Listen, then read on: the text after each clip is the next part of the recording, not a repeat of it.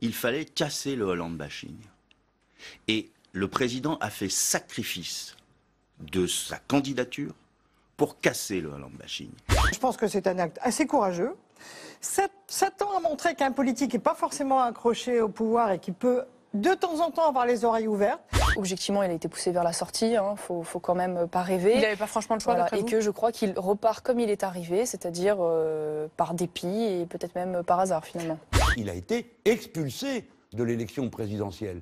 Il l'a été par ses propres amis qui ont tout fait pour l'empêcher d'être candidat. Par ses et par propres des amis, sondages désastreux. vous visez quelqu'un en particulier, c'est Manuel Valls, j'imagine. Mais moi, je ne vise personne. Je vais vous annoncer que je ne sais pas si Manuel Valls va se présenter.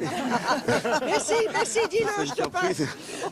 On ne sait pas qui de François Hollande, Manuel Valls, est la lame ou le manche du couteau qui a déchiré la gauche. Manuel Valls a théorisé les gauches irréconciliables. Pour ma part, je veux les gauches réconciliées. Je lance un appel à Emmanuel Macron, à Jean-Luc Mélenchon. Rejoignez la primaire de la gauche. Faites en sorte que l'unité se réalise. Le vainqueur de cette primaire de gauche ne sera pas soutenu par ses concurrents malheureux. Cette primaire, c'est OK Choral, conclut-il. On ne peut pas être président sans avoir de débat, sans avoir de combat. Il faut s'affronter un petit peu. On n'est pas dans l'univers ouaté des hauts fonctionnaires désignés par les politiques. Grâce à Fidel Castro, les Cubains ont récupéré leur territoire, leur vie, leur destin. Sur son analyse du castrisme, je ne m'y retrouve pas. Et pour moi, Fidel Castro est loin d'être un parangon de vertu démocratique. Certains ne vont pas se rhabiller à bon compte au nom des droits de l'homme, alors qu'on sait qu'ici, quand on demande des listes des prisonniers politiques, on n'en a pas. Fournissez-moi des listes de prisonniers politiques et à ce moment-là, on pourra faire quelque chose. Il n'y a pas de limite aux bêtises que les responsables politiques peuvent dire. Plus jamais de leçons de la gauche sur les droits de l'homme après l'éloge de Castro par un ministre socialiste. Raille le filloniste Thierry Mariani. Ça me rappelle une autre déclaration que Ségolène Royal avait faite autrefois pour présenter la justice chinoise en exemple pour la justice française. Combien de Havane a-t-elle fumé ? Se moque le député socialiste Guy Delcourt. Seul Jean-Luc Mélenchon salue la sortie de la ministre.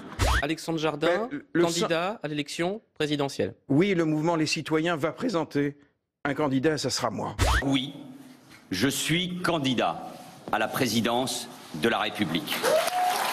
À lui, aujourd'hui, de trouver les mots, les comportements, les attitudes pour réunir, pour fédérer, pour rassembler. Vous êtes fâché ? Oula, c'est pas très chaleureux. Fâché ? Non, je suis pas fâché du tout. Les ponts sont pas coupés, mais il appelle pas son porte-parole pour annoncer sa candidature à la présidentielle.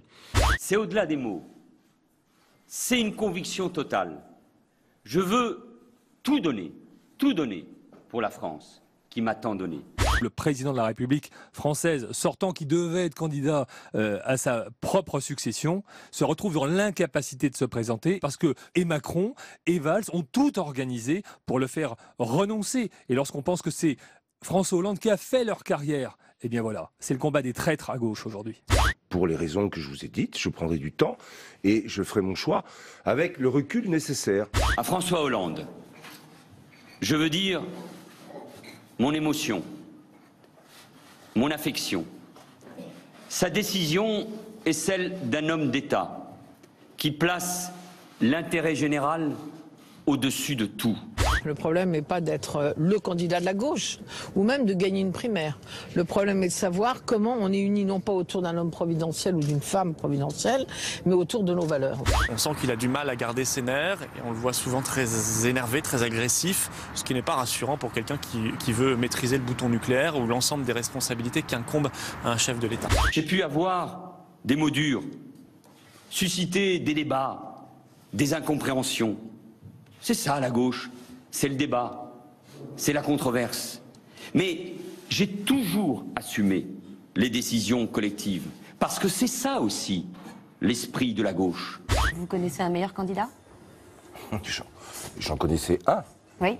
Je serai présente pour soutenir un candidat qui représente le cœur des valeurs du Parti socialiste. Est-ce que c'est Manuel Valls qui représente les valeurs ? Ce n'est pas évident, on va voir. C'est lui qui avait voulu, je crois, débaptiser le Parti socialiste. Bref, il a un certain nombre d'éléments à son actif, biographiques, qui montrent qu'il n'était pas toujours finalement dans la tradition politique que je représente. Mais après tout, je ne donne aucune leçon à personne de ce que doit être la gauche. Quant à Emmanuel Macron, en voyage à New York, il n'a pas souhaité commenter cette candidature concurrente depuis l'étranger.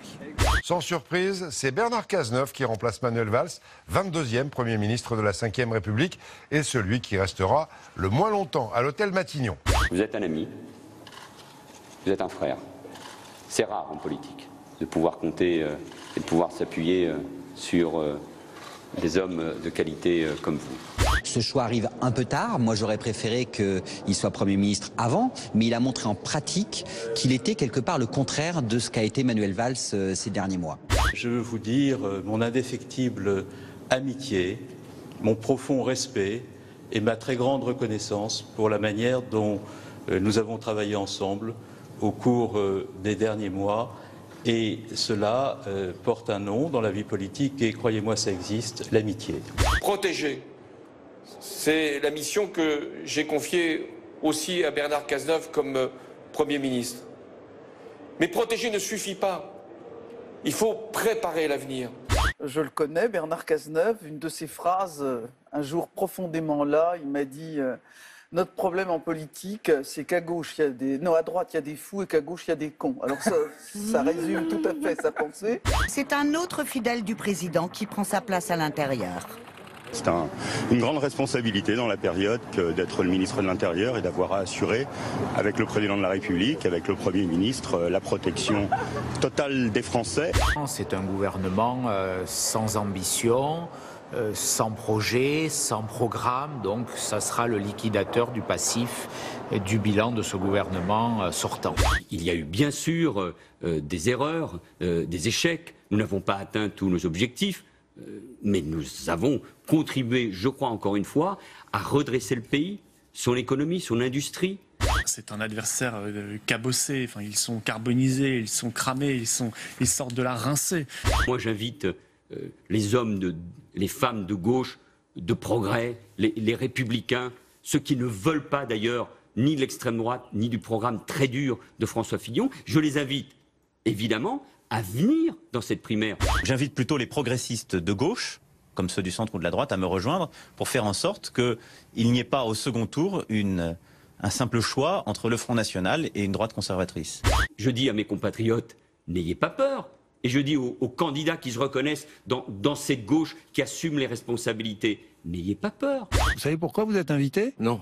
Parce que Marion Maréchal Le Pen a refusé mon invitation. Elle était invitée vendredi. C'est ça, alors vous me faites l'aveu que je suis un produit de remplacement. Dans une interview accordée au quotidien catholique d'extrême droite présent, Marion Maréchal Le Pen revient sur le remboursement de l'avortement. Il faudra revenir sur le remboursement intégral et illimité de l'avortement, car les femmes sont des êtres responsables qui doivent être traitées comme telles. Vous savez pourquoi elle ne vient pas? Non. Pour ne pas parler de l'avortement et des divergences qu'elle a avec Marine Le Pen. Son émission a avorté. Je ne remettrai pas en cause l'accès à l'IVG de quelque manière que ce soit. Donc j'espère que les choses ont été entendues. Les Français savent que vous ne ferez rien, ou presque, dans les quelques semaines qui nous séparent de l'élection présidentielle. Ils savent bien que le dernier gouvernement de François Hollande ne fera pas en 4 mois ce qu'il a été incapable de faire en 4 ans.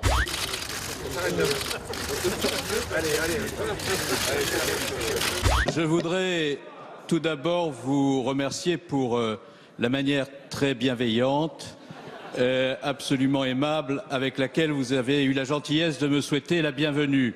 Les ministres ont néanmoins le droit de soutenir tel ou tel. J'imagine que c'était quand même le sens du message du ministre de l'Intérieur. D'accord.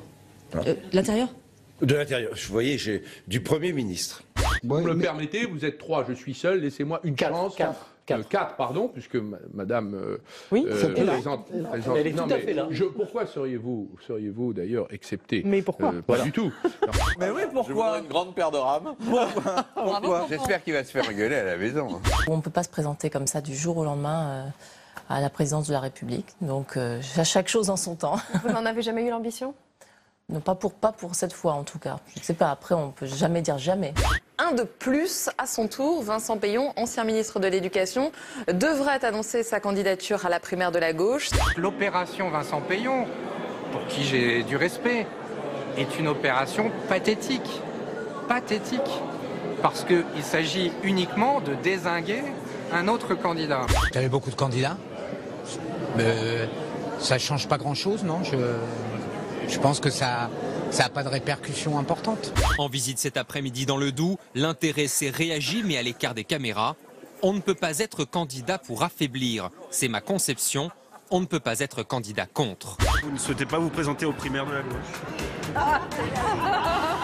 Dites-moi le Vous ne souhaitez pas? Non, vous, je vais vous jeter par la fenêtre. Et je vais m'en charger personnellement en plus. Une nouvelle candidature à l'élection présidentielle, celle de Michel Alliot-Marie, qui a refusé de participer à la primaire à droite. J'entendais une radio ce matin. On va venir voir le Valls. On va voir ce qu'il a envie de nous dire. Il y avait même une dame qui disait « Il faut qu'il sourie ». Je souris donc avec vous tous. Moi, je m'occupe de mon projet pour le pays, du projet qu'on veut porter pour le pays, au-delà des clivages qui pour partie sont artificiels ou des chicayas de clans qui ne m'intéressent pas. C'est une belle casserole, monsieur Valls? Vous allez voir, je vais vous la mettre sur la tête. J'assumerai toujours évidemment les réformes que nous avons engagées. Mais aujourd'hui, je ne suis plus Premier ministre. Je suis candidat à la présidence de la République. Je suis libre. Je ne vais pas parler de votre bilan, parce que ça me déprimerait trop. Hein. Vous n'avez pas fait que des sottises, mais vous en avez fait un paquet. Vous allez l'assumer totalement, ce bilan? Je vous adore. Faites une seule primaire avec les trois. Voilà. Mais la primaire... C'est à vous de les convaincre. Arrêtez de jouer comme des gamins dans une cour de récré. Pourquoi le changement n'est pas venu? Parce que l'État a été trop faible avec les forts et trop dur avec les faibles. Au lieu de m'engueuler à moi, allez l'engueuler. Hein, non, mais ça vous fait du bien de vous faire engueuler. Non, j'aime bien me faire engueuler. Allez, plein de courage à vous. J'écrirai à Jean-Luc Mélenchon et à Emmanuel Macron pour leur proposer de rejoindre la primaire. Les mêmes qui aujourd'hui me demandent d'aller à cette primaire, monsieur Cambadélis par exemple. Vous êtes un peureux, dit-il. Oui, mais il a raison. Si j'étais un peureux, j'aurais pas quitté le gouvernement, j'aurais pas décidé. À l'époque, on me disait que j'étais fou. Je ne désespère pas de le convaincre. Et maintenant qu'en effet, ce rassemblement de progressistes que nous avons construit commence à leur faire peur, il faudrait qu'on aille se perdre dans les chicayas de la primaire du Parti Socialiste. On dit que vous êtes derrière la candidature de Vincent Payon. Non mais c'est ce qui se dit, vous le savez. Puisque je suis chez vous, je veux démentir ce genre de propos. Parce que donc les enchaîner à tort. Absolument, ils abaissent la politique. La décision vient de tomber.